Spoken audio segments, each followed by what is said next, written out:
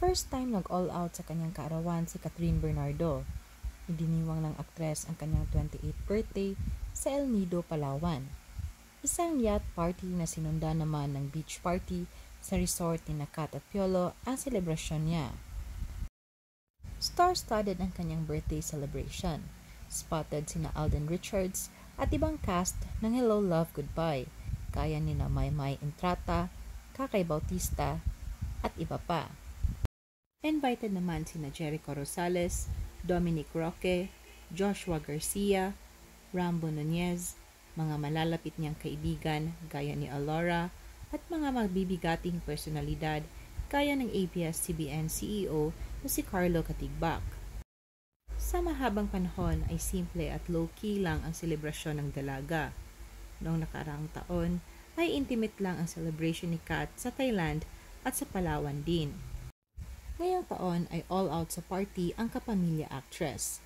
Nang pumutok ang balitang hiwalay na sila ni Daniel, ay nag-iba ng image si Kat. Nagpapasexy at nakikitang umiinom na ito. Dahilan kung bakit pinupuna siya dati ng mga netizens. Ngayon ay unti-unti nang natatanggap ng mga netizens na nasa hustong edad na si Kat para gawin ang mga ito at nagpapakatotoo lang siya.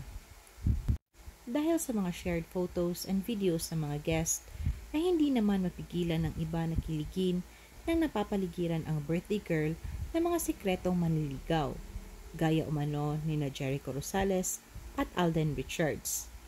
Ayon sa actress ay best birthday niya ito. Kitang-kita naman sa mukha ng dalaga kung gaano ito kasaya, na malayang-malaya ito sa mga gustong gawin at mga ngiti nito ay abot mata at hindi pilit. Emosyonal naman si Kat habang tinitingala ang mga fireworks. Isang nakakakilig na harana naman ang inialay ni Alden Richards. Kinanta nila ni Kakay ang Bakit Ngayon Ka Lang. Pati si Jericho Rosales ay naghandog din ng awitin.